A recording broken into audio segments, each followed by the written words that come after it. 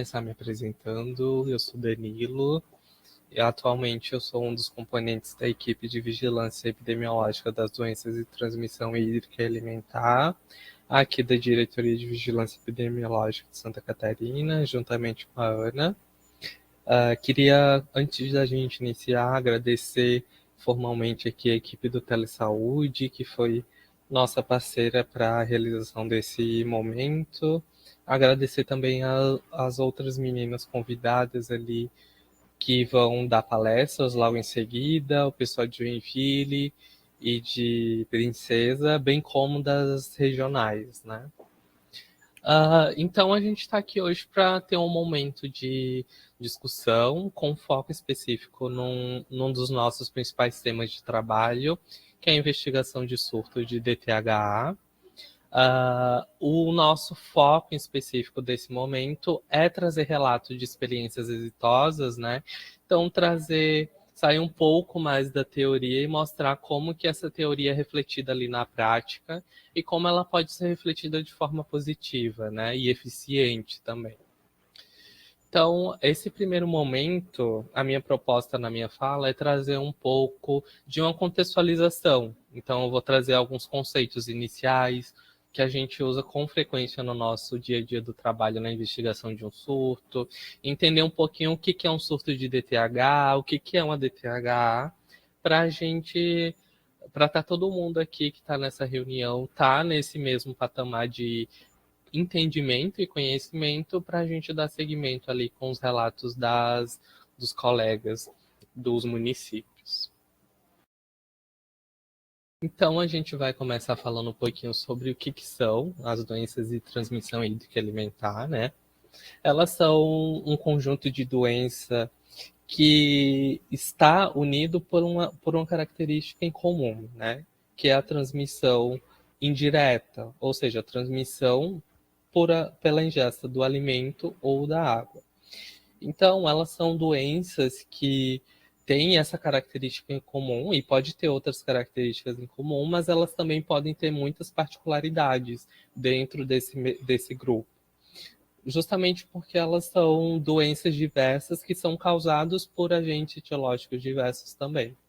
Então, nós temos DTH causadas por vírus, por parasitas, por proteínas, como os prions, por bactérias e suas respectivas toxinas, outras toxinas naturais de plantas e fungos, bem como de substâncias químicas também. Falando um pouquinho especificamente sobre o escopo da nossa vigilância epidemiológica, ou seja, aquilo que nós trabalhamos no dia a dia, a nossa vigilância epidemiológica ela é formada por algumas doenças de notificação individual compulsória, ou seja, uma notificação obrigatória dessas doenças. Nós trabalhamos com 4 dessas doenças. São elas botulismo, cólera, a doença de Creutzfeldt-Jakob, a DCJ, febre tifoide. Essas 4 são as nossas doenças de notificação individual. Nós também, dentro da nossa vigilância epidemiológica, nós trabalhamos com algumas vigilâncias com estratégia sentinela, ou seja, nós não fazemos uma notificação universal, não são todas as unidades de saúde que precisam fazer essa notificação, mas sim unidades selecionadas. O rotavírus é uma das doenças que nós trabalhamos com essa estratégia. Então, algumas no estado atualmente são 2 unidades que são unidades sentinelas de rotavírus. Então, eles vão identificar casos suspeitos de rotavírus em um público específico, que são crianças menores de 5 anos.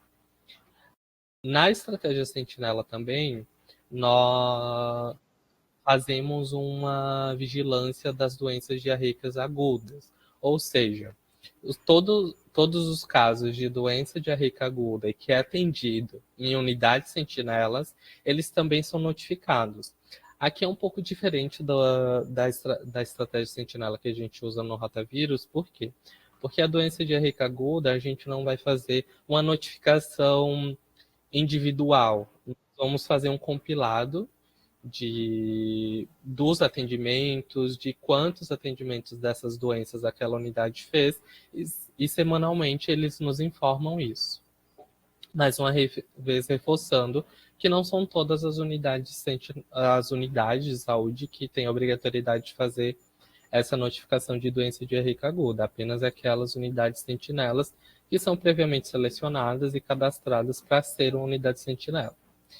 Por fim, o nosso maior escopo de trabalho mesmo aqui na equipe é relacionado aos surtos de DTH, que é inclusive o tema desse momento.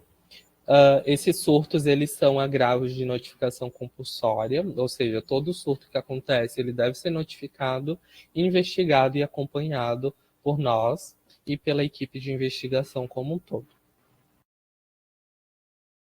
Algumas definições importantes da VE-DTH. Então, eu já falei um pouquinho sobre as doenças diarreicas agudas e sobre as doenças de transmissão intra-alimentar, né? Esses são termos que eles não são sinônimos, pelo contrário. Eles são termos que são diferentes, mas em alguns momentos, até de maneira bem corriqueira, eles se encontram. E aí eu vou explicar um pouquinho por que eles se encontram. Um caso de DDA é um caso em que a pessoa apresenta uma série de sintomas que vão caracterizar a síndrome diarreica. Ou seja, uma pessoa que apresente um aumento de número de evacuações, mínimo de 3 ou mais episódios no período de 24 horas, com uma diminuição da consistência das fezes. Elas geralmente são líquidas ou semilíquidas, e ela precisa ser dentro de um tempo de apresentação de doença que ainda a caracterize como aguda, que é de até 14 dias. As doenças de transmissão intra-alimentar são identificadas quando há um adoecimento pelo consumo do alimento ou da água contaminada. E aí a sintomatologia dela é variada.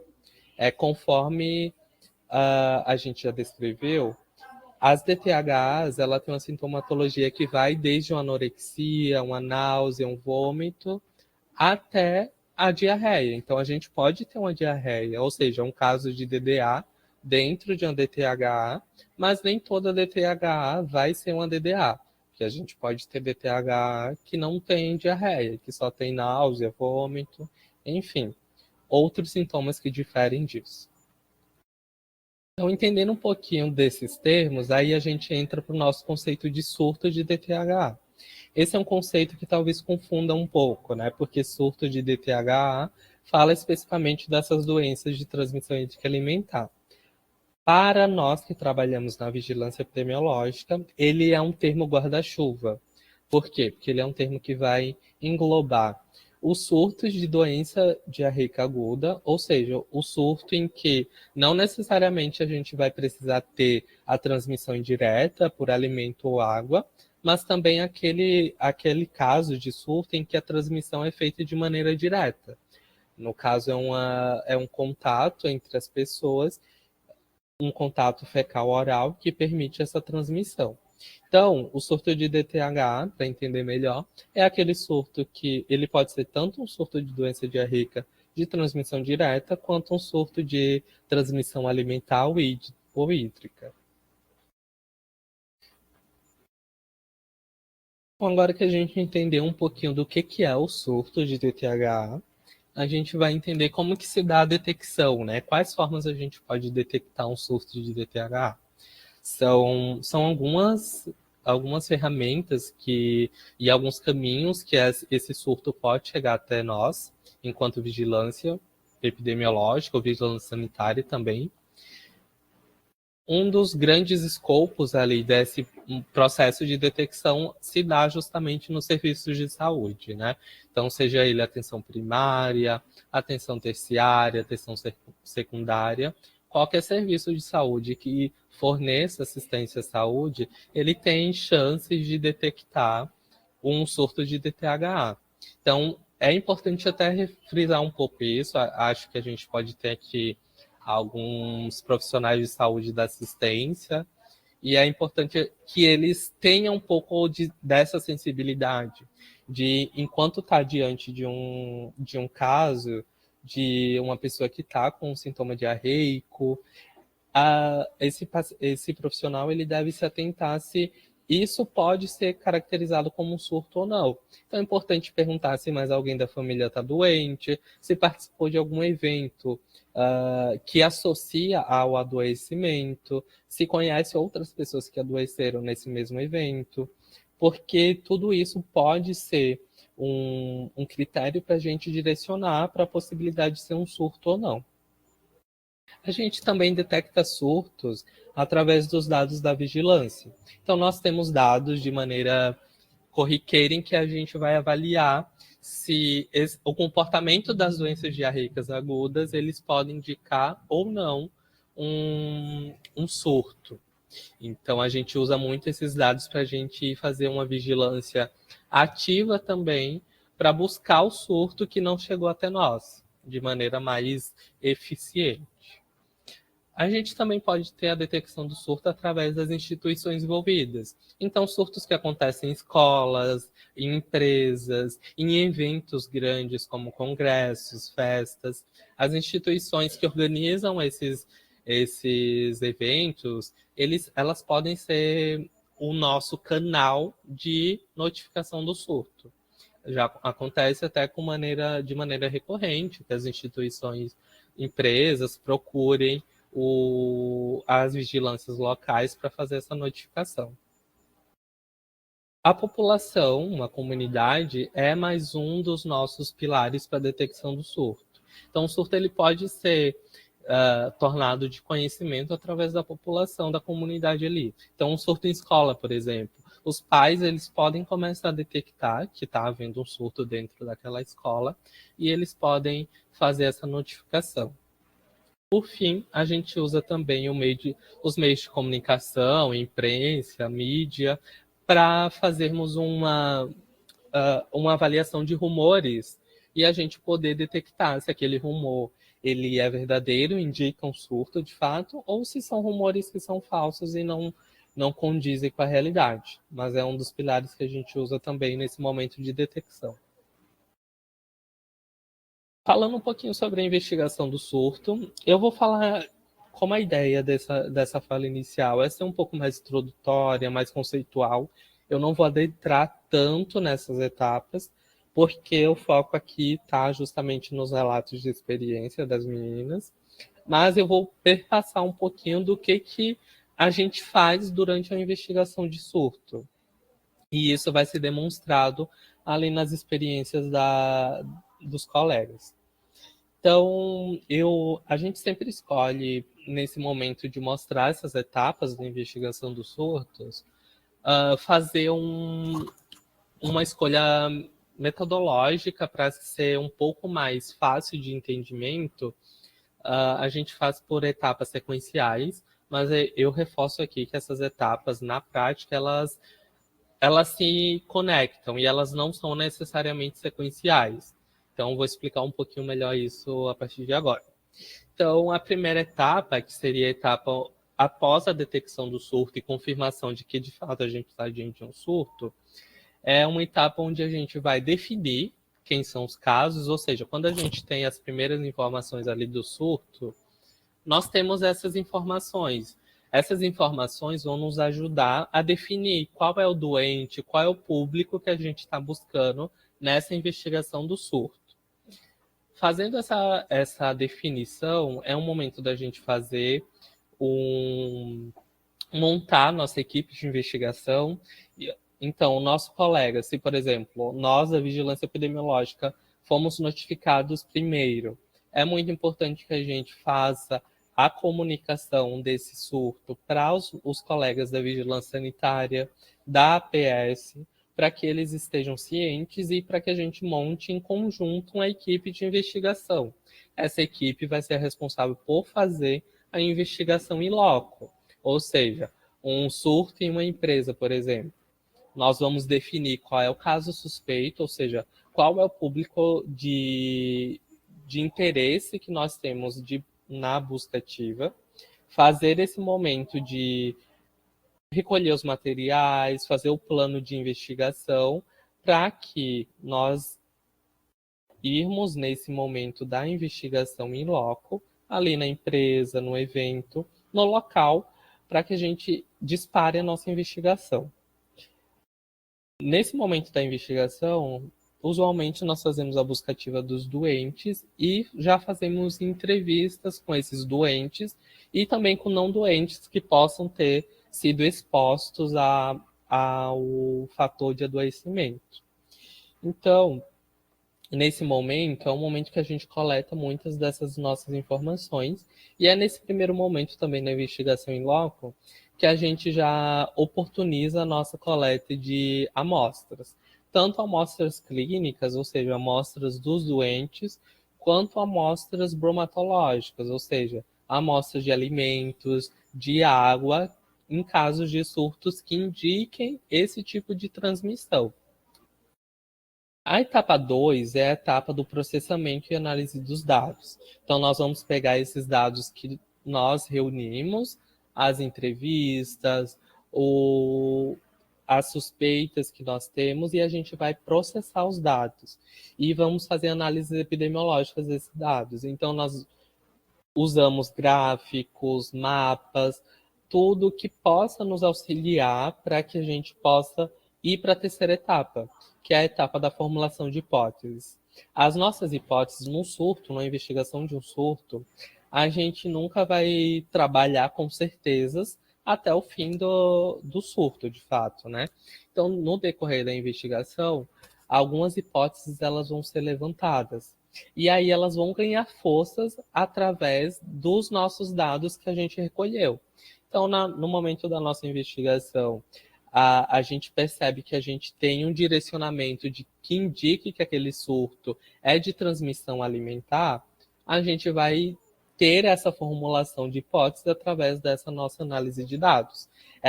As nossas hipóteses, elas também, por mais que a gente não tenha certezas, ela nunca pode ser formulada por achismo, né? Ela tem que ser formulada e embasada através dos dados que a gente obteve através da nossa investigação. Então, por isso que é muito importante esse momento das buscas ativas, da coleta de dados mesmo, porque é através desses dados que a gente vai formular nossas hipóteses. E aí, só para reforçar, né? Essas hipóteses vão desde hipóteses a respeito do tipo de transmissão, até do alimento que pode ser o mais provável de ser o causador da doença, de quanto, de se a gente está diante de fato de um surto que é restrito a um local específico, ou se ele é mais amplo, se ele é disperso pelo bairro, ou até mesmo se ele é disperso pelo município, ou pelo estado até. Né? A gente já tem alguns relatos de surtos maiores, assim. Depois que a gente formula nossas hipóteses, que elas devem ter, mais uma vez eu reforço, uma robustez para que ela seja uma hipótese que a gente leve em consideração, a gente vai aplicar as nossas medidas de controle e prevenção. Ou seja, toda medida que nós entendemos e são medidas que nós recomendamos nos nossos painéis, que sejam instituídas para a gente controlar aquele surto e também que a gente previna que novos doentes não surjam a partir desse momento. E aí a última etapa é aquela etapa em que a gente vai avaliar se as nossas medidas de controle elas são efetivas ou não. E aí, se elas não são efetivas, a gente vai retroceder para entender se aquela hipótese que a gente estava levando mais em consideração no momento da adoção de medidas, ela é uma hipótese que ainda se sustenta ou não, reavaliar se essas medidas que nós instituímos não são adequadas, vamos instituir outras medidas. O importante é que, ao fim do surto, o surto ele só vai ser encerrado no momento em que a gente pode afirmar que a transmissão daquele surto foi encerrada por completo. Nesse momento aqui da investigação, uma outra coisa que eu queria pontuar bastante é que uma das questões que a gente mais orienta é que no momento de um surto é muito importante a gente ter uma comunicação com a comunidade, principalmente com aquelas pessoas que estão expostas ao risco de adoecimento ali. Por quê? Porque existe também, além de todo o nosso aparato e da nossa responsabilidade quanto vigilância para adotar medidas de controle, a gente conta também com com a adesão dessas medidas de controle, né? Seja adesão da população, seja adesão dos profissionais envolvidos naquela situação de surto. Então, é muito importante que a gente tenha um diálogo com a comunidade para que ela entenda a situação e ela, de fato, possa se empoderar nesse momento de adoção dessas medidas de controle que a gente vai sempre recomendar ali.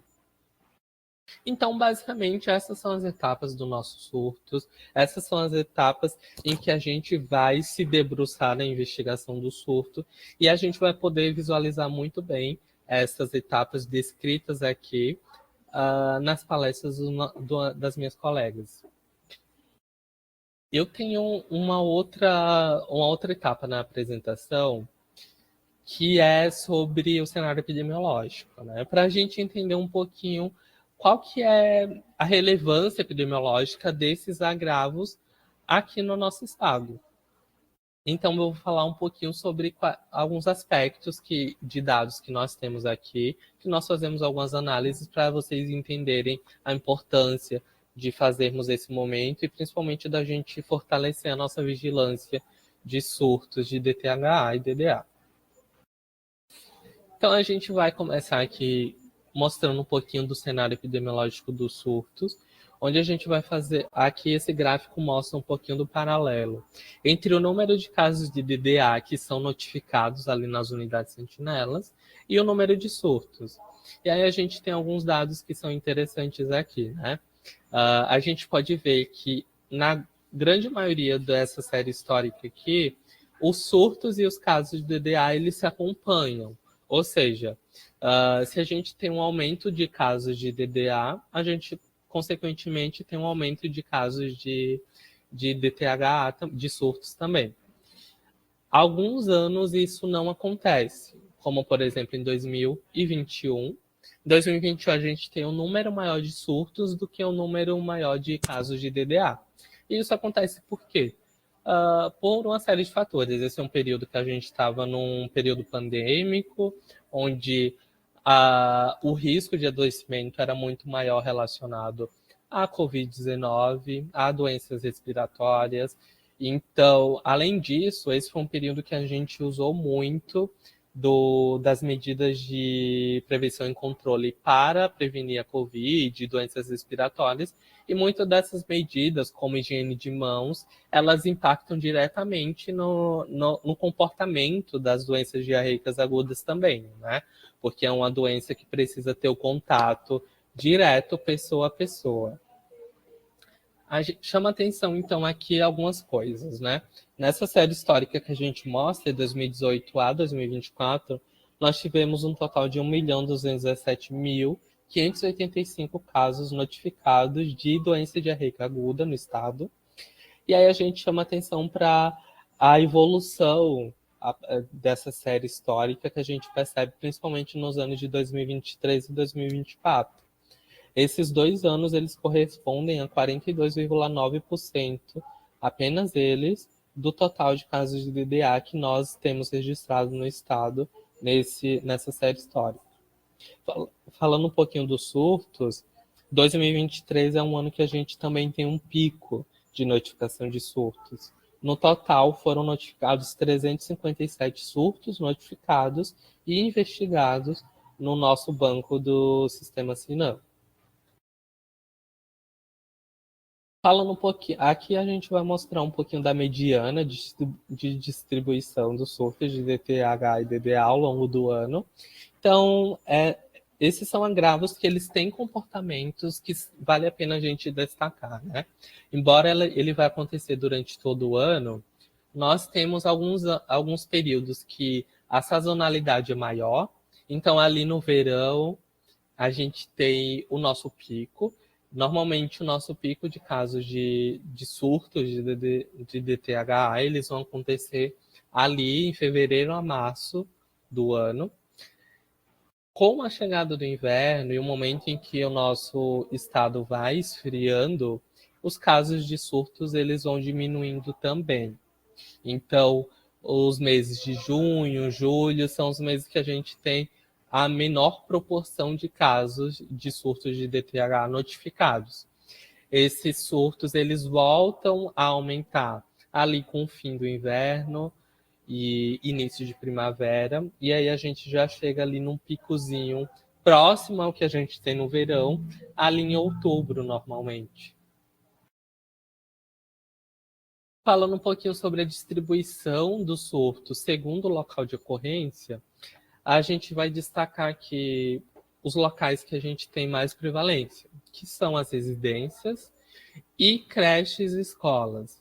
E aí a gente dá um ênfase grande assim, nas escolas, creches, porque são um público que pode ser uma das nossas populações de risco, né?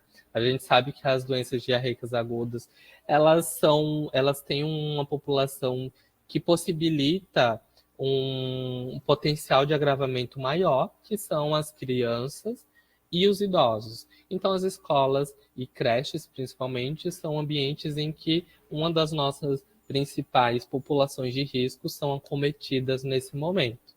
Então, 80,1% dos nossos surtos nesse período de 2018 a 2024, eles aconteceram ali em escolas, creches.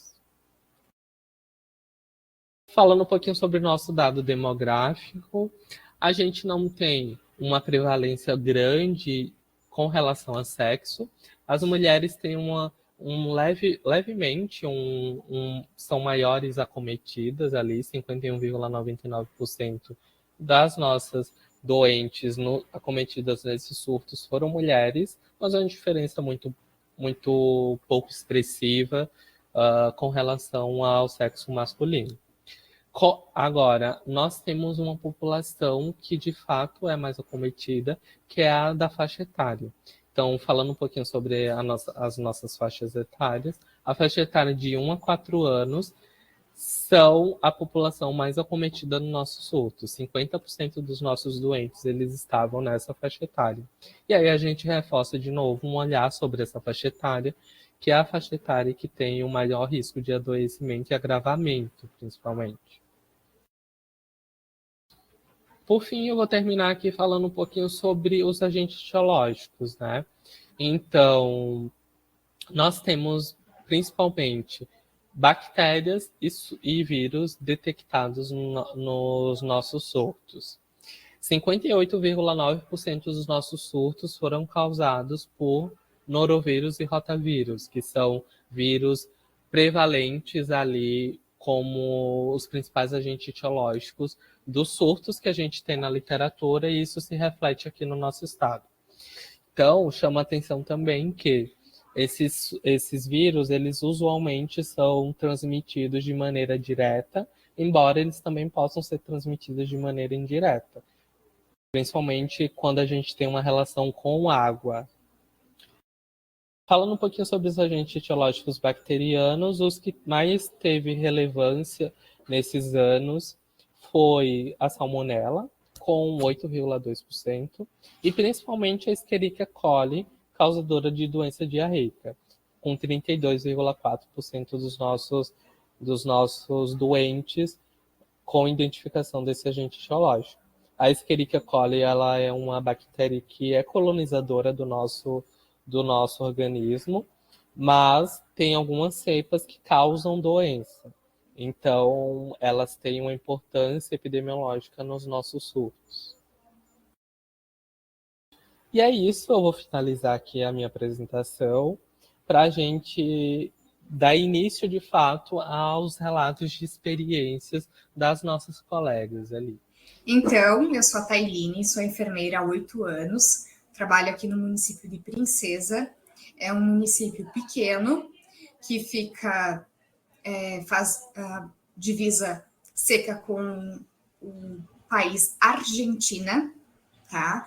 Então, nós temos em torno de 2.964 habitantes, né? Pessoas que moram aqui. Então, durante o ano, né, nós tivemos uma média de 6,66 casos notificados semanalmente, conforme uma tabela que eu trouxe aqui, elencando apenas algumas semanas e com faixa etária e plano de tratamento. Esse foi o primeiro surto, desde que eu estou trabalhando aqui, que ocorreu no município. Esse foi um surto de doença diarreica aguda, tá? E que ficou,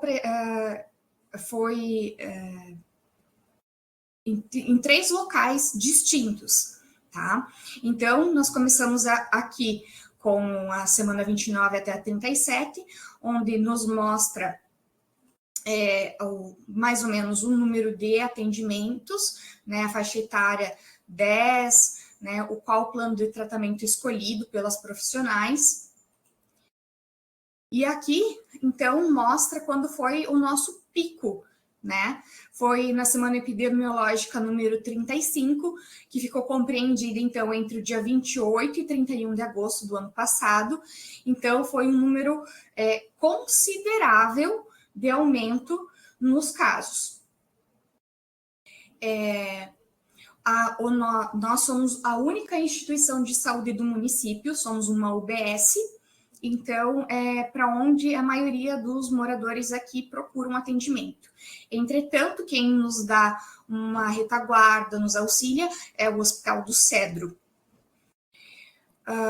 Então, eles vieram até a unidade, sempre com as mesmas queixas. Fomos anotando na planilha de surtos de diarreia para ir acompanhando idade, sexo, local de residência, local de trabalho, né? E isso foi quando paramos e olhamos para essa tabela, pensamos, o que liga cada indivíduo desse? Qual é o fator que está ligando? Onde? Por quê? Foram 3 lugares distintos. Foi uma fábrica, foi a creche e uma escola. Então, nós pensamos empiricamente, como nós temos esses 3 locais, uma hipótese viral, né? Pode ser que alguém assintomático trabalhando na fábrica, porque vem trabalhadores de fora do município trabalhar aqui, estava contaminado de maneira indireta ou direta, acabou contaminando os pais, que levaram para casa e acabaram contaminando suas crianças, né? Mas a nossa base mesmo era, então, uma hipótese viral. Então, para facilitar, a gente pegou e começou a investigar quem foram os primeiros que chegaram até a nossa unidade. Então, aqui eu coloquei personagens fictícios, né? O quadro, ele começou, então, com crianças, né? Então, no exemplo, o GR, o MK, o MP e o KR. Eles tinham todos a mesma faixa etária, frequentavam a mesma escola primária e possuíam irmãos mais novos que estavam matriculados na creche. E os pais trabalhavam na fábrica. Então, como eu disse, eles ficaram nesses 3 lugares e, empiricamente, a equipe levou como hipótese viral. Iniciamos a investigação. Então, no dia 27 de agosto, eu entrei em contato com a Gerência Regional de Saúde de São Miguel do Oeste, com a enfermeira Aline, que é a responsável da epidemiologia, para tentar obter algumas informações sobre quais seriam as primeiras medidas a serem tomadas frente a esse aumento de número de atendimentos. E aí começamos os nossos primeiros passos. Em 29 de agosto, 2 dias depois, a Marlene, que é responsável da vigilância sanitária da Regional de Saúde, ela veio até aqui o município conversar comigo. Ela trouxe junto todos os materiais que eram necessários para que a gente pudesse coletar amostras biológicas, orientações de como realizar essas coletas, como eu deveria encaminhar para o laboratório do LACEN. Aproveitamos, ligamos para o LACEN em Florianópolis, buscando orientações sobre acondicionamento, temperatura, para que tudo saísse de maneira correta e tivéssemos o resultado mais fidedigno possível. Então, durante todos esses atendimentos, durante o decorrer das semanas, nós entregamos material, né, para coleta para 14 pessoas, né? 14 pessoas. Dentre essas, nenhuma trouxe material para nós enviarmos para o LACEN. Acredito que por questão de vergonha, né, questão cultural aqui no extremo oeste ainda é muito fechada essa questão de não contar para o outro o que está acontecendo, medo de ser ridicularizado, enfim. Então, isso acabou atrapalhando um pouquinho a nossa investigação, porque ninguém trouxe amostra.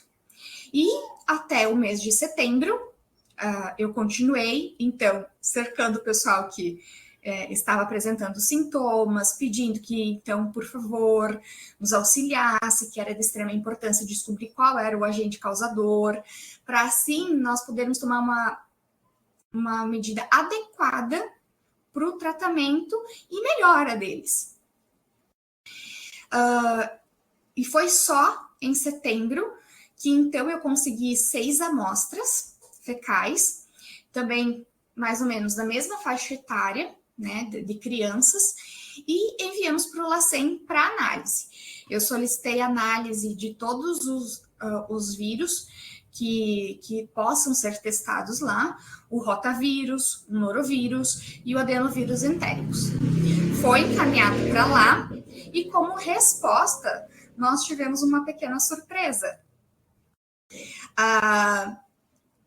Esses que são, então, também nomes fictícios, nós tivemos a surpresa de que, por exemplo, nenhum paciente tinha como diagnóstico rotavírus, né? Apenas um tinha como inconclusivo.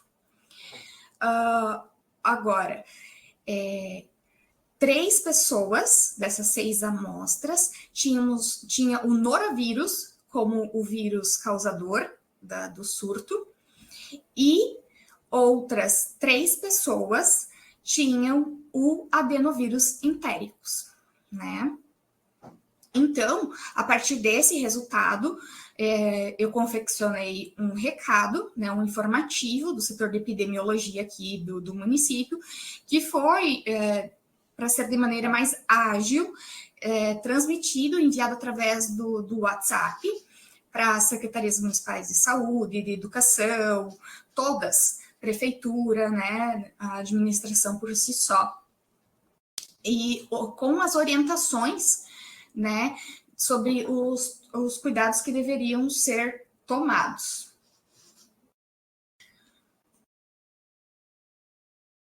Então, qual que foi essa nota que eu encaminhei? O município, ele apresentou, então, um aumento súbito dos casos de diarreia no mês de agosto de 2024, e visto isso, a Vigilância Epidemiológica do município emitiu uma nota de surto de doença diarreica aguda, né? Neste caso, esse primeiro caso de 2024 foi uma doença diarreica aguda, não foi por transmissão hídrica ou alimentar. Então, mandamos junto, né, notificamos junto à Gerência Regional de Saúde de São Miguel do Oeste, e estávamos tentando esclarecer os fatores determinantes dessa situação. Com contribuição de todas as secretarias aqui do município, de todos os profissionais, foi possível, então, a coleta de amostras que foram enviadas até Florianópolis, e onde foram identificados, então, os 2 vírus que estavam em circulação, que era o norovírus e o adenovírus. E, como ficou uma surpresa, o rotavírus ele veio como resultado inconclusivo. E que, por se tratar, então, de uma doença viral, eu acabei enfatizando a necessidade dos cuidados de higiene pessoal, ambiental e alimentos, e orientei já que, se caso alguma pessoa apresentasse sintomas de diarreia, dor abdominal, náusea, vômito, febre, procurasse atendimento médico aqui na unidade ou no pronto-socorro de São José do Cedro, e que já iniciasse o tratamento de hidratação por via oral, conforme a possibilidade do paciente, né? Em casa, em domicílio, ele poderia usar o que ele tivesse à disposição: água, sucos, chás, o que tivesse disponível ele poderia estar utilizando para evitar uma desidratação. Como que foi a manutenção desses casos? Bom, nós descobrimos quais eram os vírus, porém, eles se mantiveram. O número de notificações se manteve. Então, o que está acontecendo? Se eu descobrir o que é, eu passei orientações, foi feito visita em loco, por que está se mantendo o número de casos semanais? Então, na semana 36 e 37, eles ficaram ali em torno de 13 a 15 casos por semana.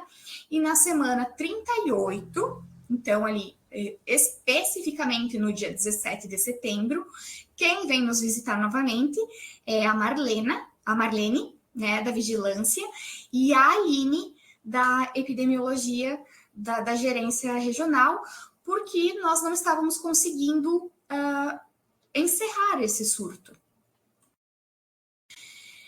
Então, quando elas chegaram, eu informei que não estava conseguindo encerrar o surto porque continuavam chegando pessoas apresentando os mesmos sintomas, que tinham ligação com os que já tinham sido atendidos anteriormente, que algumas pessoas que tinham sido atendidas na primeira etapa estavam vindo novamente para a unidade sintomáticas, né? Então, o que me levou a pensar, provavelmente na primeira parte foi contaminado com um vírus e posteriormente, como continuou circulando no seu ambiente, foi contaminado com um segundo vírus.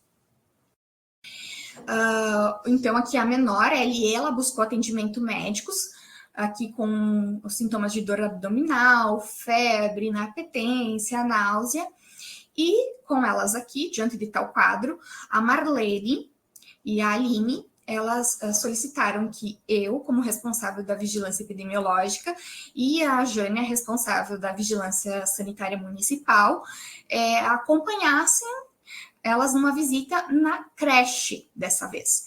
Né? Porque, conforme os dados ali, era onde se mantinha o foco ativo. Lá, nós fomos recebidas, então, pela secretária de saúde, de educação, que é a diretora também. Então, nessa visita em loco, nós passamos de sala em sala, verificando tudo que poderia ser um fômite, né? Tudo que poderia estar facilitando a contaminação. A Marlene foi, assim, espetacular nas orientações sobre cuidados, materiais que poderiam ou não ser utilizados numa creche, escola, materiais que deveriam ser substituídos, para evitar que acontecesse um novo surto. Como o nosso enfoque, então, era aquela pequena turma lá do começo que nós testamos, nós fomos, então, depois de passar por toda a creche, nós fomos até a sala deles. Lá, então, a gente fez muita observação, pedimos para que elas continuassem a sua rotina normal, fiz como se a gente não estivesse ali, seguisse a sua rotina e nós iríamos observando. Até que nós chegamos, né, e nessa turminha dos testados, e quando nós questionamos a professora como era feito o passo a passo de troca de fralda, alimentação, brinquedos, quando que eles eram higienizados, enfim, foi aí que nós acabamos identificando o motivo de ainda estar agindo os vírus estarem circulando no nosso município. Ela verbalizou, né? O problema era na troca de fraldas desses menores. Ela usava luvas, porém, depois que ela trocava do primeiro, ela não tirava a luva, ela não lavava as mãos, ela não limpava o local da troca de fraldas. Ela simplesmente pegava o próximo, a próxima criança, levava até o local de troca de fraldas, manuseava as mochilinhas onde vinha o material de casa, passava um pouquinho de alquinho na luva já usada e fazia a nova troca. Eu gostei muito porque essa professora foi extremamente sincera. Ela mostrou para nós o que ela realmente fazia. E isso facilitou que a gente identificasse, então, qual era o motivo, por que se sustentava esse surto aqui. Então, quando a gente descobriu, com o auxílio da Marlene, foi repassado, então, todas as orientações, como deve ser feita a higienização das mãos, antes, após a troca de fralda de cada criança, a substituição adequada, né, dos materiais, das luvas, tudo isso. Mas a gente ainda precisava ir além, né? Só isso não iria ser suficiente. Então, eu me pus à disposição de auxiliar a Secretaria de Educação a confeccionar um procedimento operacional padrão de higienização das salas, sempre auxiliar com treinamentos com as meninas dos serviços gerais, tentar também uma parceria com a nutricionista, né, para a gente ficar revisando o POP de higienização de alimentos. E combinamos também a troca e lavagem de lençóis das crianças, que acontecia uma vez por semana, né? Todas as crianças têm a sua soneca, então eles têm um colchão que é próprio deles, com o seu lençol, a sua fronha, suas cobertinhas. Até então, eles faziam essa troca uma vez por semana, era uma troca semanal. E devido ao surto, nós orientamos, sugerimos que fosse aumentado esse número de trocas, que fosse pelo menos 2 vezes por semana. A respeito de outras orientações sobre o acondicionamento de materiais, as superfícies que poderiam ou não estar presentes ali, que facilitam a higienização, foram fornecidas todas pela fiscal da Vigilância Sanitária de São Miguel, a Marlene, e graças a isso eu consegui encerrar esse surto no dia 18 de setembro, né? Graças à visita das meninas aqui. Então, nós conseguimos identificar onde permanecia ativo o foco, repassamos as orientações e a partir dessa semana ali, do 18 de setembro, nós não apresentamos mais casos interconectados de doenças diarreicas. Brevemente, logo após, então, no final do ano, nós enfrentamos um novo surto. Esse novo surto, ele foi, então, por questão de doenças de transmissão hídrica e alimentar. Nós tivemos uma festa numa comunidade do interior que ficou sem o abastecimento de água e solicitou, então, que a administração levasse, através de um caminhão-pipa, até lá. Eles disseram que seria utilizado apenas nos banheiros para descarga, mas essa água ela foi acondicionada no local errado, foi por uma caixa, um reservatório, uma caixa d'água errada, que foi distribuída por toda a comunidade, não apenas banheiros, mas cozinha, qualquer local que tivesse água para você lavar as mãos, enfim, para tudo. Essa água depois foi enviada para o estado fazer análise, tinha presença de E. coli, né? Então, teve essa contaminação. Inclusive, como era o pedido para ser apenas de uso no banheiro, exclusivo para descargas, foi pego, né, do local específico ali, que já há muito tempo não era usado, não, né? Enfim, e levou lá.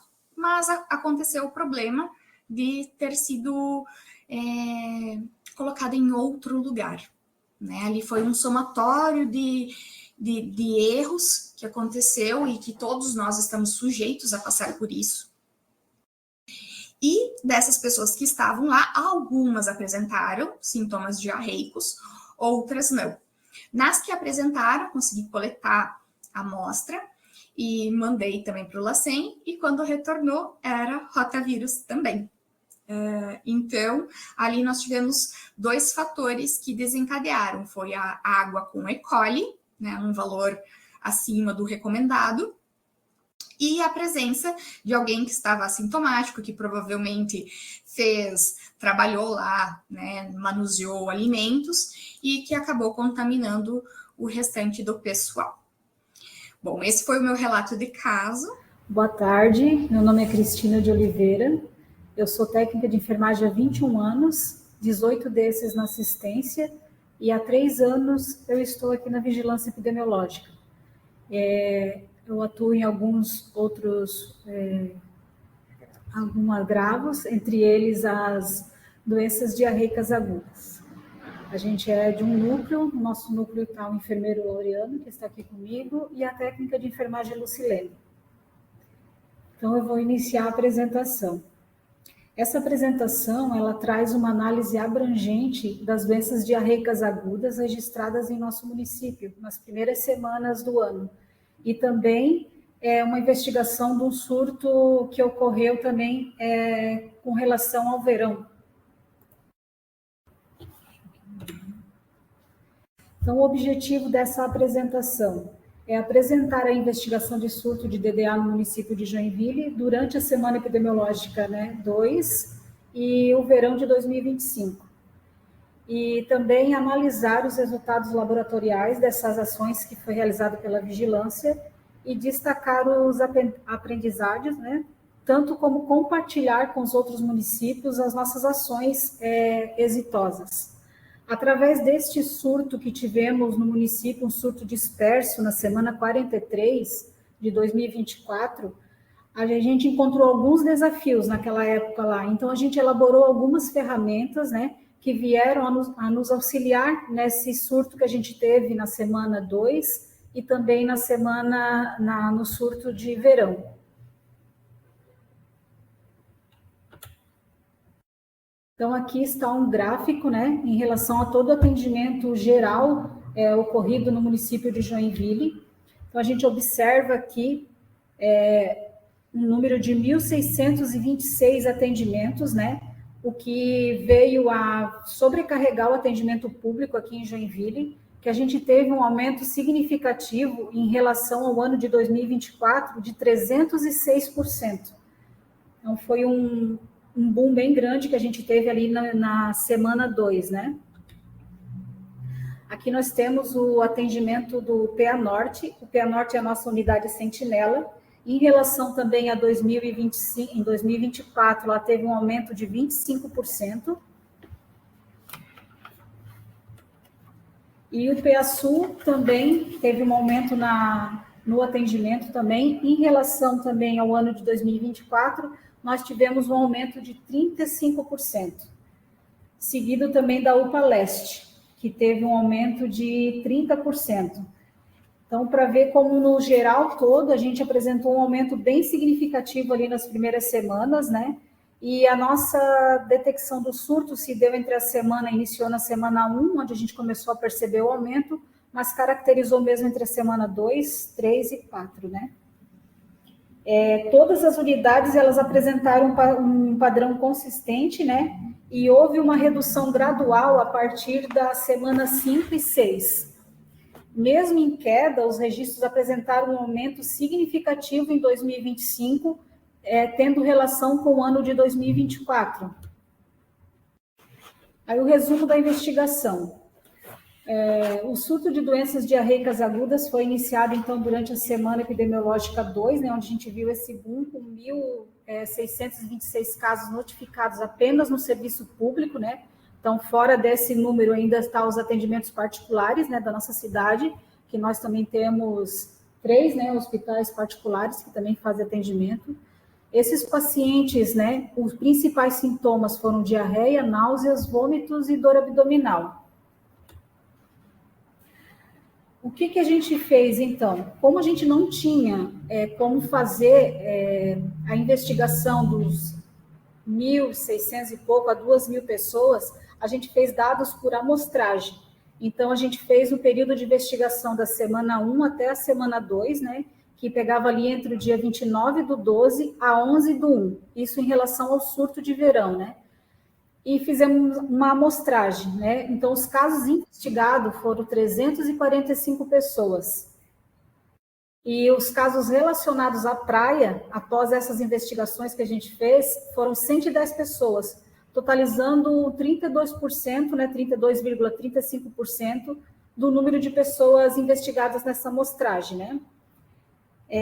Também gostaria de levantar que dessas amostras dessas pessoas a gente fez a coleta de 40 coletas, né, com o auxílio do PA Norte na época, que era a nossa unidade sentinela, então eles estiveram junto em parceria com a gente. E a gente fez uma investigação na equipe, nós estávamos trabalhando, né, e só nós em 3, nós não íamos conseguir estar fazendo análise de todos esses prontuários, entrar em contato com todos os pacientes que estavam apresentando sintomas. Então, a vigilância nesse dia parou tudo que tinha para fazer no período da tarde e fizemos uma ação entre todos os funcionários, dividindo a equipe, né, e cada um foi para fazer ligações para a Cinti, entrar em contato via WhatsApp, outros ficaram fazendo as investigações via prontuário, né? E os sintomas mais frequentes também no surto eram os mesmos que a gente já vinha observando, né? Que eram os sintomas de diarreia, náuseas e vômitos. Dessas 40 coletas que a gente fez, 22 delas apresentaram o agente etiológico norovírus, seguido do rotavírus, né? Tivemos, então, 11 que deu não detectável e, inconclusivo, apenas um caso.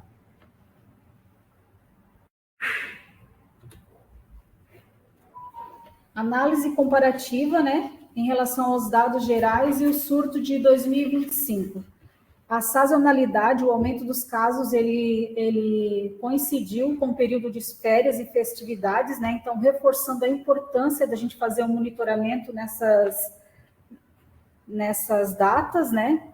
Os fatores de risco, então, foi a exposição às praias, como os consumos de alimentos manipulados também no local, as condições inadequadas de higiene também foram fortes contribuintes, né? Que todo mundo acaba levando o lanche numa caixinha térmica para a praia, às vezes fica exposto a alta temperatura, alguém deixa aberto, um vai lá tomar banho, vem, mexe novamente na caixinha, então acaba acontecendo a contaminação desses alimentos, né? O que pode vir também a estar gerando esses casos.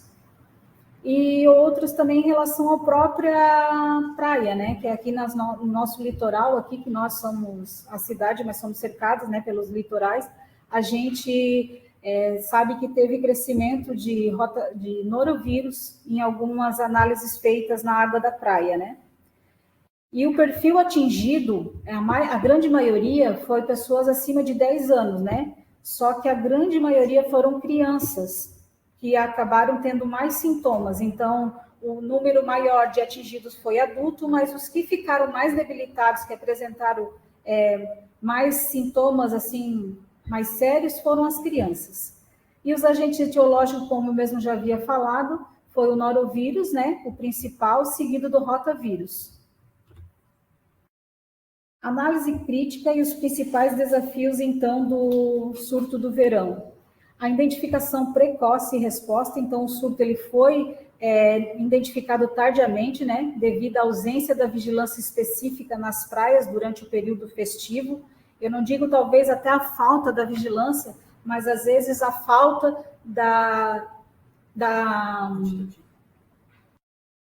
de passar as informações para a gente também, né? Às vezes lá, não vamos usar como exemplo, né? O município de São Francisco do Sul, que é nosso vizinho, e é onde os nossos munícipes vão muito para frequentar a praia, né? Então, às vezes, eles detectaram lá algum agente etiológico, mas a gente acabou não tendo conhecimento aqui também, né? Fora isso, então, a insuficiência de profissionais na vigilância epidemiológica comprometeu a rápida resposta, né, e a coleta das amostras. A gente precisa realmente de um número mais efetivo. Acaba coincidindo que em janeiro tem bastante pessoas que acabam pegando férias, né? Então o número de pessoas acaba sendo um pouco mais reduzido. E esse período é onde a gente tem mais casos, né? Como eu digo, acaba sendo sazonal, né? Então, ali, entre janeiro e fevereiro, é onde a gente acaba tendo mais casos de doenças diarreicas, né? E outro caso também é a subnotificação. Então, muitos dados insuficientes nos prontuários, né? A gente percebeu uma grande dificuldade, assim, umas histórias muito sucintas, que às vezes poderia ter mais detalhes, onde a gente poderia estar fazendo uma compilação de dados numa melhor qualidade, né? E a resistência também à coleta prejudicou bastante na investigação. Tem certo tabu ainda em relação à coleta, então a gente percebe muita resistência de parte da população, né? E a falha na prevenção, né? A ausência de campanhas preventivas voltadas ao período de férias, eu acredito que também contribuiu para a exposição na população. Então, aqui eu vou falar sobre as recomendações futuras, né? A vigilância das doenças diarreicas. Então, o monitoramento sazonal, né?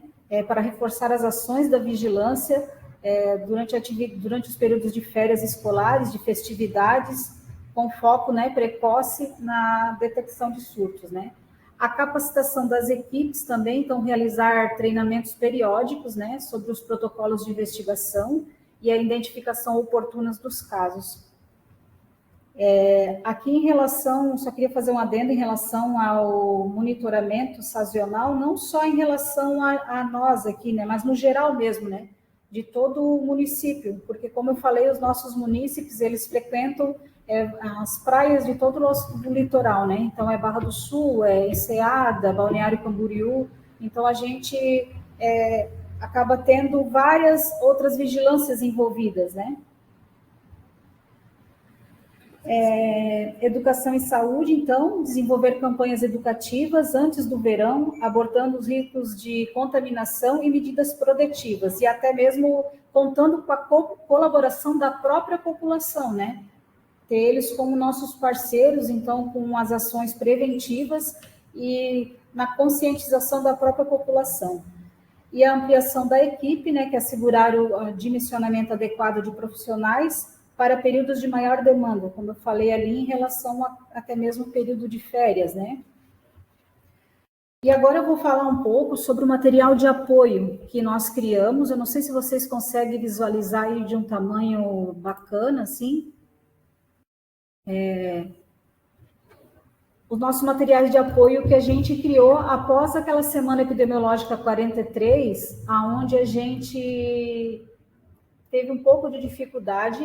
E às vezes a Cris trabalha no período da tarde. Na verdade, a nossa equipe hoje é lotada no período da tarde, né? Que investiga as doenças diarreicas agudas. Então, eu criei esse roteiro de investigação com a ajuda de alguns colegas, né? Para a gente conseguir que, às vezes, a Cris não está aqui, ou a Lu não está aqui, ou o Laureano, conseguir dar início à investigação, né, e ficar atento para não perder nenhuma sequência. Então, a gente criou esse roteiro de investigação, aonde especifica certinho aqui a respeito, né, das doenças de transmissão hídrica e alimentar, das doenças de transmissão hídrica e alimentar e da DDA. Então, aqui está tudo especificado. Se alguém tiver interesse nesse material, pode estar entrando em contato, né, que a gente está passando o documento. Um outro material de apoio que nós temos é o questionário de surto, né? Então, esse questionário, a gente faz as investigações, cada vez que surge algum surto, a gente faz a entrevista com o paciente, né? Faz todas essas perguntas, tudo isso baseado também na nota técnica, que a gente acha que era oportuno para fazer essa investigação. Então, aqui tem várias perguntas, né, até em relação a quantas evacuações por dia, se já iniciou um antibiótico, se teve alguma alimentação suspeita, né, o histórico, até mesmo para nos ajudar a ver se tem relação com o alimento, ou se foi alguma contaminação de pessoa a pessoa, né. E aqui foi um documento que a gente criou no Google Forms, tá? Onde a gente faz, cada surto que a vigilância investiga, a gente passa por depois que encerra tudo, que nós tivemos todos os resultados, a gente coloca todos os resultados neste formulário. Para que isso? Porque a gente acaba gerando gráficos. Então, precisa, Cris, de um gráfico, porque teve um surto agora, a gente precisa de uns dados para poder fazer algum relatório. Então, através do Google Forms, a gente conseguiu, né, tá tendo esses achados aí, onde a gente consegue aqui, né, ver o número de pessoas atingidas, né, a idade, a faixa etária nos surtos, o vírus, o agente etiológico que foi detectado, né, em maior incidência, o local, né, como vocês mesmos falaram, né, o nosso local de maior incidência também é nas residências até agora, os valores também em relação aos sintomas, né, quais os sintomas que tem mais queixa. Então, esse material ele tem nos ajudado muito até mesmo para criar os relatórios, né, e acredito também que agora com a vinda do final do ano, né, a gente acaba tendo uma visão mais abrangente em relação aos relatórios anual. E aqui é outro documento que eu também gostaria de compartilhar com vocês. Esse aqui é a nossa planilha da unidade Sentinela, né, que é compartilhado com eles. Hoje, em Joinville, quem faz essa parte de investigação nos prontuários somos nós mesmos aqui da Vigilância. A gente teve reunião com o pessoal da unidade Sentinela, né, a princípio com o coordenador e com o auxiliar dele, para a gente estar implementando e passando para eles essa responsabilidade, né, de estar fazendo essa compilação dos dados, né, que eles que vão estar lá de frente com o paciente, né. Então, a gente tem esperança que agora no início de junho, meados de junho, a gente consiga implementar totalmente essa parte da planilha lá com nossa unidade Sentinela, né. Vamos fazer uma capacitação com os enfermeiros, passar todos os dados, e aí a gente fica só a cargo de estar fazendo o alimento da CIVEP-DDA. Então, aqui, para mim, acaba ficando um pouco pequeno, vou até aumentar aqui para mim dar uma olhadinha. Então, aqui é onde a gente tem o atendimento da pessoa, né, o dia que ele foi atendido, a matrícula do Holostec, né, o nome dos pacientes eu tirei até mesmo para preservar, né, a data do início dos sintomas, o plano de tratamento, né, que a gente bota como lista suspensa aqui, a faixa etária, o bairro, o endereço, e se teve contato ou não com casos de DDA, tanto fora de casa como no próprio domicílio. Então, passando adiante, aqui eu também gostaria de estar mostrando para vocês os gráficos também que a gente gera, né? Então, toda semana epidemiológica, quando a gente vai fornecer os dados para o Ministério da Saúde, a gente alimenta essa planilha e automaticamente gera o gráfico, né? Então, para vocês verem como a gente já debateu lá no início, a gente teve um pico bem alto em consideração, né? E após isso começou a queda, né? Onde hoje a gente está mantendo num patamar assim, mais tranquilo, né? E aqui eu também gostaria de mostrar para vocês, essa material de apoio que foi o mapeamento, a gente não usou aqui na Semana Epidemiológica 2 e nem em relação ao surto. Por quê? Porque a maioria das pessoas que tiveram sintomas, eles se infectaram nas praias, né? Nas nossas praias vizinhas aqui, né? Enseada, Barra do Sul, Balneário Camboriú, Barra Velha. Então, não tinha como criar esse mapa, porque o surto não foi aqui no nosso município, né? Disperso no nosso município, né? Na verdade, o que a gente percebe é que eles acabaram se contaminando nas praias e retornaram para casa, né? E só também para fazer lembrar aqui, os casos do surto do verão podia ser bem maior, porque muitas pessoas têm residência nas praias e ficaram por lá mesmo, atenderam por lá mesmo durante as férias, né? Aqui, na verdade, voltou aqueles que vão mais para os finais de semana, né? Então, aqui nessa planilha de apoio aqui, que é o mapeamento, a gente usou lá na semana 43. O Danilo vai estar lembrado, foi uma semana que a gente teve um surto disperso pelo município, né? Que teve uma relação com as obras mesmo na cidade, acontecido na região sul. Então, a gente fez toda a coleta daquelas informações ali, como vocês viram naquela nossa planilha, com o bairro, com o endereço, né? E a partir daqueles bairros e endereço, a gente jogou lá no mapa e é onde a gente conseguiu ver de forma assim mais abrangente os locais onde as pessoas que tiveram sintomas, né, que passaram por atendimento, estavam no endereço. Então, a gente percebe, assim, aproximando mais o mapa, que tem pessoas que são na mesma rua, são casas próximas. Isso contribuiu bastante a gente no surto disperso pelo município na semana 43. Outro material que eu gostaria de estar compartilhando com vocês é essa planilha, mais a nível de conhecimento mesmo, tá? Essa planilha que a gente faz em relação ao controle de surto. Então, a gente criou essa planilha, onde também a gente bota o local do surto que a gente está investigando, né? Tanto como o número do exame, para ser mais fácil para a gente procurar depois o resultado. E a gente bota aqui quais os achados que a gente teve durante o surto, né? Nós tivemos esse surto aqui em dezembro, dia 22 de dezembro, num sítio onde a grande incidência foi a salmonela, né? Era uma festa de empresa, onde foi a salmonela com o agente causador, né? O alimento, né, causador foi a maionese. E aqui na endemia da semana 02, onde a gente falou ali, né, que é o exemplo que a gente trouxe, onde teve a grande incidência do agente etiológico, foi o norovírus, né? Então, esse aqui é só para nível de conhecimento mesmo. Se alguém tiver algum interesse de estar recebendo esse material, a gente está disposto a estar compartilhando, né? Porque às vezes as pessoas não têm essa disponibilidade, não têm esse material, e a gente não tinha esse material também, a gente começou a criar a partir dessas dificuldades, esses problemas que foram apresentando, a gente foi criando esses materiais para nos ajudar mesmo na investigação. E depois disso a gente teve uma melhoria assim bem importante nas investigações de surto. Então, eu agradeço, né, em nome da minha equipe também, que estão aqui junto comigo, e passo a palavra para a Roberta, novamente. Fiquem à vontade. Oi, Roberta. Eu Oi. reiniciei o computador, mas não funcionou ainda a câmera. Então, mas, seguimos assim. Sim. Vai dar tudo certo. Quero parabenizar vocês, primeiramente, pelas apresentações.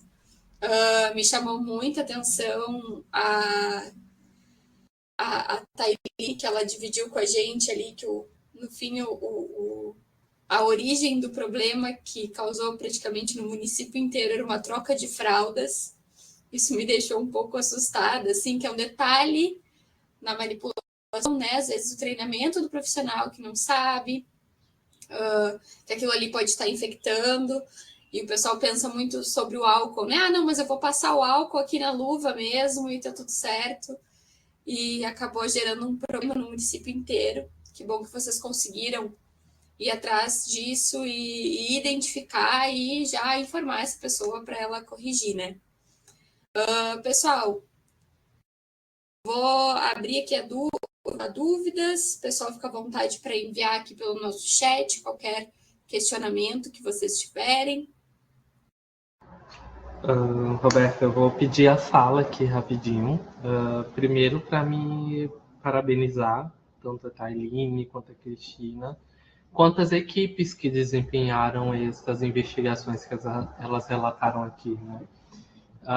São equipes que, só por esse relato de experiência, a gente consegue perceber que são equipes comprometidas, que têm uma expertise ali no trabalho e conseguem ir a fundo nas investigações que eles se deparam.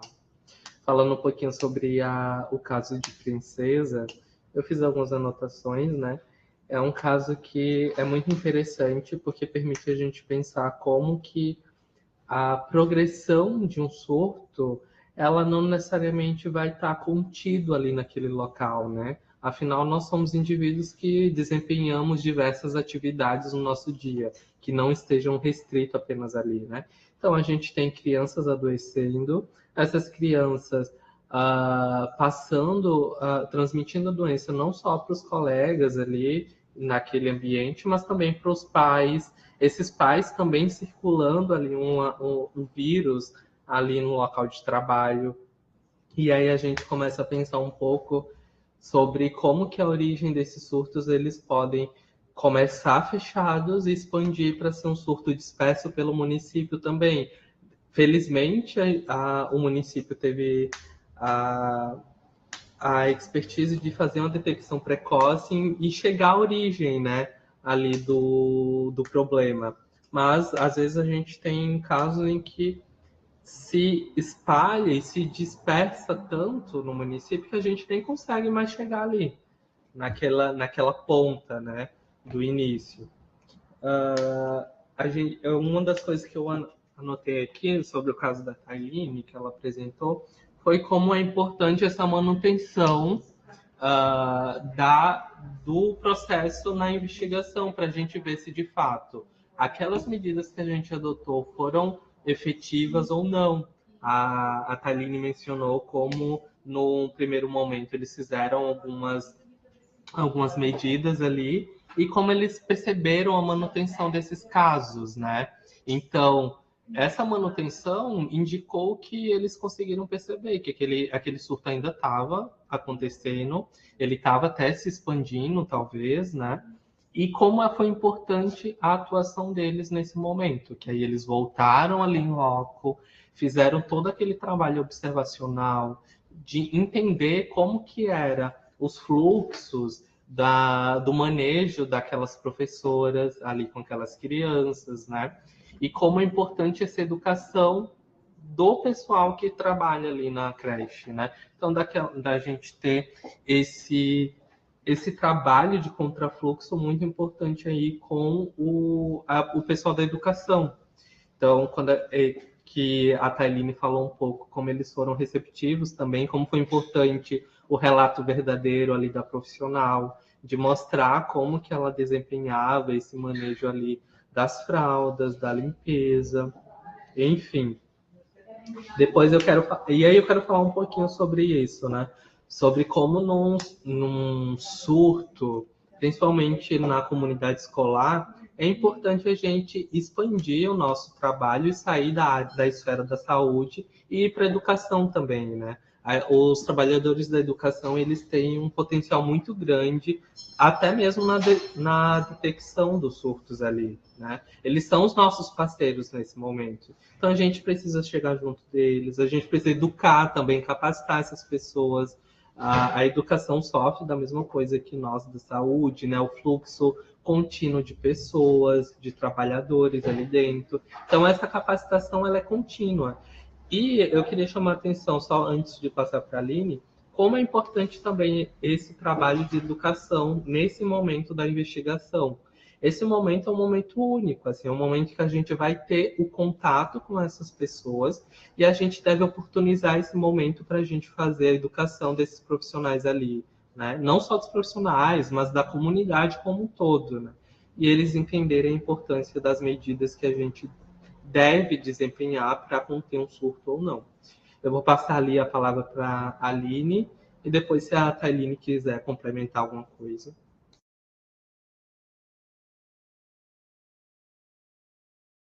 Boa tarde a todos. Então, eu me chamo Aline, eu sou enfermeira da Vigilância Epidemiológica da Gerência de Saúde aqui de São Miguel do Oeste, que é a gerência que abrange o município de Princesa. Então, eu também participei dessa investigação do surto, fizemos aquela visita em loco, e eu acho bem importante essa participação também da Gerência de Saúde nas investigações dos surtos, porque nós atendemos 30 municípios, a nossa gerência de saúde. E muitas vezes a gente não consegue fazer um acompanhamento tão de perto com o município, porque nós temos bastante demanda de trabalho em muitos municípios. Mas a gente tenta manter as orientações por telefone, por e-mail, ou hoje em dia pelo WhatsApp. E em casos que o surto, por mais que foi orientado, que a epidemiologia do município fez visita, fez todas as ações, deu as orientações, e mesmo assim o surto permanece, ou quando a gente nota que é um surto maior, nós geralmente vamos até o município e nós temos ótimos resultados com essa ida até o município. E a gente trabalha aqui em equipe, juntamente com a vigilância sanitária. Isso é outra coisa que eu acho muito importante, a participação tanto da vigilância epidemiológica, quanto a vigilância sanitária e a atenção primária, elas têm que trabalhar juntas. E nos casos que envolvem creches, escolas, é importante trabalhar com a Secretaria de Educação também. Então, a gente vai se desloca até o município e vai nas creches, nas escolas, em outros locais a gente também já fez essa visita, e às vezes nessa visita que você identifica o que está acontecendo. Talvez já tenha o agente etiológico, já sabe que é ali o foco, mas não consegue identificar exatamente por que o surto se mantém. E nessas visitas a gente consegue identificar claramente aonde é, né? Nessa creche, por exemplo, a gente visitou toda a creche, como a Tailine falou.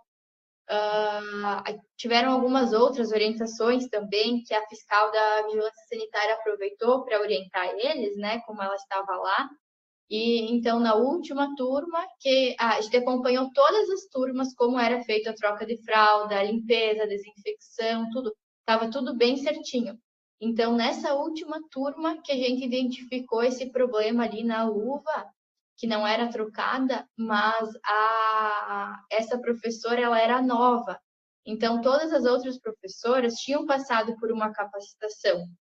E essa professora, como ela era nova, fazia pouco tempo que ela estava ali, ela não tinha sido capacitada. Então, por isso que as outras professoras faziam os passos corretos. E essa, ela achava que estava bom, como ela estava fazendo, passando álcool, né? Que, enfim, que não ia ter problema nenhum. E ali a gente só conseguiu identificar fazendo essa visita e observando o que eles estavam fazendo no dia a dia, conversando. Então, eu acho que é bem importante, muitas vezes, fazer essa visita em loco, sendo numa creche, numa escola, numa empresa, né, em locais assim, acho que é bem importante a visita e dos setores juntos, porque cada um tem uma visão. A epidemiológica vai ter uma visão, a sanitária tem outra visão, a atenção primária tem outra, né? Então, acho que é bem importante esse trabalho em equipe, essa comunicação.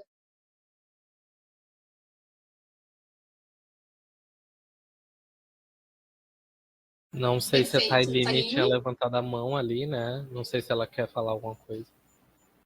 Na verdade, a Aline acabou falando o que eu iria falar, né? Que foi a sequência de acompanhamento sem intervenção nenhuma. Então, nós acompanhamos desde a brincadeira da criança, a alimentação, a lavagem das mãos, nós fomos para o refeitório, ficamos de olho para ver se o alimento era ofertado, então, com o mesmo talher para todos. Não, era tudo muito bem feito. Um pratinho divididinho, assim, com cada um com o seu talher, cada criança tinha o seu, não tinha contaminação cruzada. Então, realmente foi a última descoberta, né, do dia. A última descoberta foi a troca de fralda. E como é importante, né, esse trabalho completinho para a gente realmente ter a certeza que a gente cobriu tudo, né, e pensou em todas as possibilidades ali. Uma coisa que eu queria reforçar, antes de falar um pouco sobre Joinville, é a fala da Aline, né, da importância desse trabalho interdisciplinar que a gente desempenha aqui na investigação de um surto, né.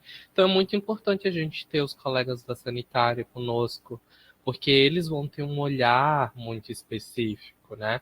Embora nós tenhamos também o nosso olhar sobre as medidas de controle e prevenção, o contar com essa expertise deles, da sanitária, é muito importante nesse momento. E como é importante a gente fazer essa investigação em loco juntos, né? Tem alguns municípios que têm um pouco essa dificuldade de fazer investigação em conjunto, sanitária e epidemiológica, e a gente percebe como isso acaba gerando problemas e um pouco de furos na investigação ali, né? E tem um pouco também esse entendimento que durante a investigação do surto, por mais que nós da epidemiológica tenhamos uma expertise sanitária outra, ali na investigação todo mundo é investigador e todo mundo pode direcionar, porque às vezes um olhar que tu tenha, o teu colega não teve, e tu desperta ali uma hipótese, né? Tu levanta ali uma hipótese para ser destrinchada depois. Então, acho que é isso. Eu não sei se tem pergunta específica para as meninas ali de Princesa, mas se não tiver, Roberta, eu queria só parabenizar de novo. Eu acho não só esse, teve outros outras investigações de surtos de princesa que eu acho muito boa da gente discutir, porque é uma investigação completinha, que a gente vê que eles fizeram todas as etapas ali que a gente falou previamente ali no início da minha fala, naquela parte teórica, né? Então tu vê a prática sendo exercida em loco, né? Naquele momento ali. Então, mais uma vez, agradeço demais a disponibilidade de vocês e parabenizo pelo trabalho que é incrível, né? Espero que a gente continue aí caminhando junto e fazendo um fortalecimento da nossa vigilância. A importância de seguir o protocolo, né, para conseguir chegar a um trabalho bem sucedido. E o município de Princesa sempre participa conosco aqui das webs, em vários setores. Eu vejo também que é um município que atua muito bem, tanto na vigilância, na atenção, e é muito legal poder contar com a divisão, né, de vocês, assim, um pouco do que vocês fazem no município e realizam também essas atividades, né. Ainda sem perguntas aqui no nosso chat, podem ficar à vontade os nossos palestrantes, ainda temos um tempinho. Não sei se a Fernanda ou o Danilo quer falar alguma coisa. Eu queria começar falando um pouquinho sobre Joinville, né? Que também é um caso interessantíssimo ali, né? Acho que para a gente contextualizar, todo mundo aqui sabe que no nosso estado a gente tem uma sazonalidade, como eu mostrei ali, bem grande no período do verão, muito ocasionada pela sobrecarga de população que a gente tem circulante ali no território, principalmente nos pontos turísticos, no litoral leste, norte, enfim. São municípios que, enfim, o turismo é um dos pilares da nossa economia estadual e isso faz com que gere essa sobrecarga de circulação de pessoas e, obviamente, isso vai gerar algumas questões de saúde, né? Então, já é histórico, nesse momento, nós termos, de fato, um boom de surto ali, não só de DDA, DTH, mas de outras doenças, mas a gente está fazendo esse recorte aqui da DTH, que é uma questão crônica já, e é uma questão complexa, né? Porque envolve várias coisas. Tem pessoas que estão adoecendo ali porque fez uma alimentação errada, tem pessoas que estão adoecendo ali porque teve contato com águas contaminadas, a gente tem uma questão de saneamento que é importante também de ser colocada, que também extrapola um pouco nós da área da saúde, né? Então é uma questão tão complexa que deve envolver muitos outros atores. Então a gente precisa, para debruçar melhor sobre essa questão dos surtos ali no verão, a gente precisa conversar com o pessoal do saneamento, o pessoal da engenharia, o pessoal da sanitária, que sempre está envolvido com a gente, do IMA, que faz o controle ali de balneabilidade, enfim, são muitas questões que envolvem, né? E aí, falando especificamente sobre Joinville, como é interessante a gente perceber ali, ó, por exemplo, é um município que por estar próximo, embora não seja um município litorâneo, mas por estar próximo de municípios que são litorâneos, acaba sendo impactado por esse surto, né? Por essa circulação de vírus ali nesses pontos. Então, é interessante a gente ver como eles conseguiram fazer uma investigação que conseguiram chegar em alguns pontos, né? Eles fizeram uma análise ali muito legal, epidemiológica desses doentes, eles entenderam qual a porcentagem de doentes que tinha associação com visitas em praias e como que essa porcentagem foi relevante, né? 30% das pessoas doentes naquele momento tinham associação com visita a praias, talvez até mais pessoas, porque a gente está falando ali de tempo de incubação, que talvez aquela pessoa que naquele momento estava sendo entrevistada não levou em consideração, achou que a visita à praia tinha que ser muito próxima do adoecimento, sendo que a gente pode ter um período de incubação de 6, doenças de até 5, 6 dias depois, né? A gente fala então ali sobre os resultados, né? O Joinville conseguiu uma amostragem de coletas muito legal, foi muito importante ali, 40 coletas eles fizeram desses doentes, onde a gente chega ali no norovírus, né, e no rotavírus. O norovírus é um vírus que está cada vez mais circulando no nosso estado e que a gente também está detectando mais, tem isso, né? A gente está fortalecendo a nossa vigilância e isso possibilita uma detecção mais fidedigna do que está acontecendo no nosso estado, né? Então, a gente era muito negligenciado, eu acho que é um pouco ainda negligenciado essas viroses nesse período, e o quanto é importante a gente ter esses dados. E aí eu vou reforçar um pouquinho o nosso trabalho enquanto vigilância epidemiológica, né? Por quê? Porque enquanto ficar no âmbito do rumor ali, de uma pessoa que, todo mundo aqui conhece, né? Pessoas que adoeceram no verão ali, depois de uma ida à praia e tal. Mas quando a gente vê isso refletido em dados, isso que é importante, a gente poder apresentar o dado fidedigno de fato, né? Olha, 30% da nossa população que adoeceu, elas visitaram praias. Elas visitaram praias que tenham questões de vulnerabilidade. Então a gente faz muito uma cruzada nesse momento da investigação das nossas informações com as informações ambientais, né? As informações do IMA, o LACEN aqui de Santa Catarina, ele tem um projeto no verão de fazer investigações e análises de vírus em alguns pontos. Então a gente também usa essas informações para poder linkar isso e poder fechar de fato um surto, né, nesse momento. Mas depois disso eu queria falar um pouquinho sobre os materiais que foram desenvolvidos ali por Joinville. E como é importante o município ter entendimento da tua autonomia, né? Não precisa estar preso aos materiais que nós orientamos fazer, e embora eles também façam isso, né, na rotina da investigação, eles podem expandir isso, né? Porque cada localidade tem sua realidade, cada equipe prefere trabalhar de uma forma diferente, então vocês terem tido essa autonomia de desenvolver esses materiais para otimizar o trabalho de vocês é de aplaudir mesmo, assim, sabe? Da gente poder parabenizar esse município de ter tido essa iniciativa, de ter tido esse olhar diferente, né? De vocês produzirem os próprios materiais ali para facilitar o trabalho de vocês. Eu não sei se a Fê está com a mão levantada, então vou passar a palavra para ela.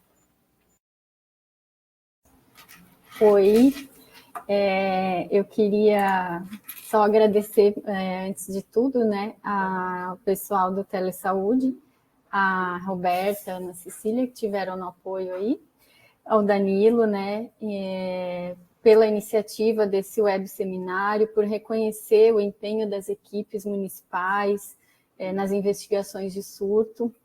E seguindo aí o que o Danilo estava falando com relação ao município de Joinville, então eu quero parabenizar essa equipe da VE de Joinville, a Cris, o Laureano, a Lucilene, que depois de tantos desafios que tiveram em investigações de surtos em 2024, acabaram desenvolvendo esses formulários, instrumentos, questionários que facilitaram as ações e as condutas tomadas diante da ocorrência de surtos dentro do município. Acredito que ali, como o município de Princesa tem uma população de um pouco mais de 2.000 pessoas, né? Joinville com mais de 600 mil pessoas, então, de fato, apesar de termos os formulários disponibilizados por Ministério, pela DIV, o município de Joinville acabou desenvolvendo seus formulários próprios diante da quantidade de pessoas, né, que precisavam ser investigadas. Então, é notada que a construção desse trabalho de vocês ela é muito robusta e ela vai ficar bem estabelecida no serviço. Vai auxiliar profissionais que futuramente venham, né? Então dá para perceber que vai dar a construção que vocês fizeram foi muito boa e vai dar para permanecer aí no serviço auxiliando em todas essas investigações. e mantendo sempre a qualidade do trabalho que vocês fazem. E aí eu queria só questionar ali a Cris com relação à colaboração, participação de outras equipes, né? Foi falado ali pela Aline, também pelo Danilo, com relação à sanitária, à APS, a própria equipe da vigilância epidemiológica. Em alguns momentos eu sei que vocês enfrentaram desafios com a equipe de vocês, né, de resistência em acreditar que era um surto, em valorizar a ocorrência desse surto e o porquê de todo esse trabalho que vocês estavam fazendo. E também com relação à sensibilização dos profissionais das unidades sentinelas, né, de vocês, no monitoramento de DDAs e para o start das ocorrências ali de surtos, como tem sido a construção disso. Esses eram meus apontamentos. Então, respondendo à pergunta da Fernanda, a gente já teve bastante desafios, né? A gente precisou alinhar, né? Em especial com a sanitária, né? Mas no início do ano, agora, a gente teve uma reunião com a sanitária, onde a gente, né, se fez entender e também colocou a importância do trabalho em equipe, né? Então, a gente está juntos se conhecendo, conheceu a equipe pessoalmente, né? Às vezes por telefone. Então, a gente está tendo uma parceria bem bacana agora, a gente conseguiu alinhar e acertar algumas ponteiras, né? Então, está sendo uma parceria bem bacana, bem positiva. A vigilância epidemiológica em si aqui nem se fala, né? Um problema de um vira problema de todos. A gente tem uma parceria muito bacana, né? Tanto em alinhamento com as coletas, uma equipe fica dando continuidade aqui no telefone, a gente vai para a rua fazer as coletas, um já passa o endereço de outra mãe que está entrando em contato, dizendo que pode, que já está em casa, que deixou no posto. Então, a gente, na rua, o pessoal já entra em contato e a gente já faz as ações, né, mediante as coletas. A parceria também, tanto com a APS quanto com a nossa sentinela também melhorou muito. A gente teve muita resistência, né? Quando a nossa sentinela era na UPA Sul, a gente não conseguiu entrar num acordo assim para desenvolver um bom trabalho, né? Então, no início desse ano, a gente conversou com a nossa coordenação e mudamos, né? A nossa unidade sentinela, então, passou a ser no PA Norte, aonde a gente está tendo uma parceria assim bem bacana. Essa semana a gente teve uma reunião, já tivemos uma reunião semana passada com o coordenador lá do PA Norte, e ele mostrou total interesse em a gente conseguir estar alinhando, né, essas planilhas para ser preenchida, a trazer os enfermeiros também para uma capacitação. E aí, essa semana ele retornou, né, em reunião com o auxiliar dele, para a gente passar que, a princípio, ela vai estar estudando para ver uma melhor forma, né, de estar levando também essa informação para os enfermeiros, e após a gente vai fazer uma capacitação com eles. Então, está tendo todo o interesse, assim, né, da nossa própria unidade sentinela também em ter essa parceria, né, para fazer dar certo, né. A gente está bem otimista, a nossa equipe está bem otimista, porque a gente apresentou muito, assim, avanços no início do ano, assim, né? A gente teve muito desafio no ano passado e esse ano, assim, está sendo bem positivo, né? A parceria tanto com sanitária como com a nossa unidade sentinela também, as APS também, a gente geralmente entra em contato com as coordenadoras, elas sempre estão disponíveis, né, a nos auxiliar na entrega de potinhos, ao recebimento também da amostra, para o nosso motorista passar e fazer as retiradas. Então, está sendo bacana, assim mesmo, a parceria com os nossos colegas, né, da saúde. A maior parte da resistência realmente está vindo dos pacientes, né? Mas também, devagarinho, a gente vai conseguindo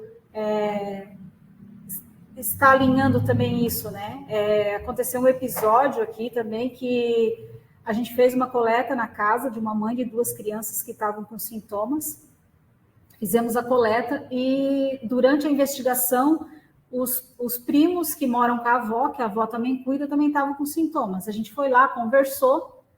Depois que a gente saiu de lá, eles começaram a conversar entre si, entre a família, e acharam muito estranho que a prefeitura estivesse disponibilizando profissionais para estar indo até a residência, fazendo coleta.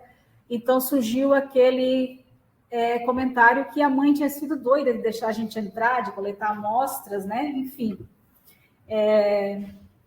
A mãe ligou aqui para a vigilância para saber se isso acontecia mesmo, porque ligou para a unidade de saúde, a unidade de saúde falou que isso não existia, né? A própria unidade de Joinville falou que não existia. A mãe ligou aqui, foi explicado tudo, e é que a gente trabalha de tarde, né? E foi no período da manhã. À tarde a gente foi surpreendido pela visita da mãe. A mãe veio até a vigilância para saber se realmente era verídico. E chegou aqui e encontrou toda a equipe trabalhando, né? Nós mesmos apresentamos a investigação para ela, com os dados das filhas, explicamos tudo, mas mesmo assim ela nos falou, eu falei, a gente vai entrar em contato com a sogra para a gente fazer as coletas das demais crianças. Ela falou, vocês nem entram, que elas não vão deixar vocês entrar na casa deles. E realmente, a gente continuou ligando e não atenderam mais o nosso telefone, não tivemos retornos mais de mensagem.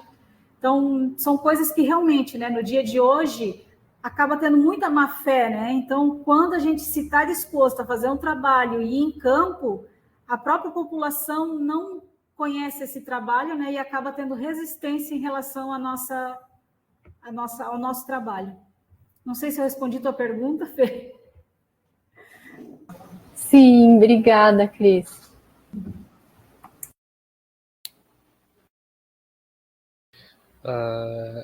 Nossa, Cris, amei esse seu relato aí, porque mostra também como a gente tem dificuldades além das nossas estruturais, mesmo questões organizacionais nossas, das nossas equipes, nós temos que lidar com questões como essa no dia a dia, né?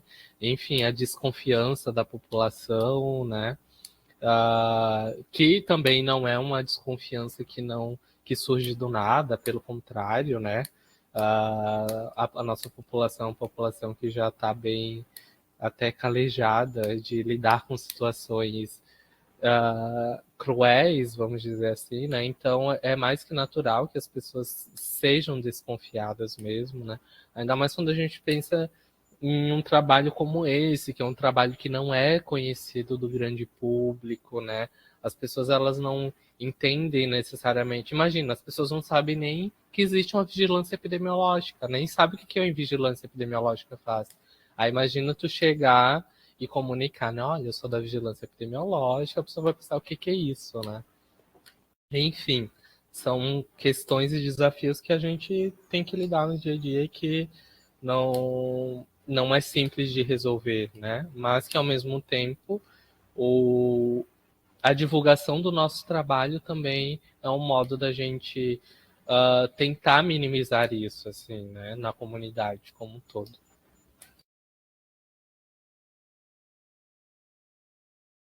Perfeito, com certeza. Adorei as nossas discussões de hoje.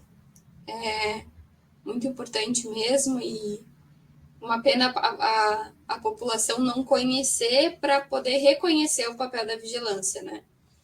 Mas estamos trabalhando para isso. Espero que um dia a gente possa ter esse papel reconhecido.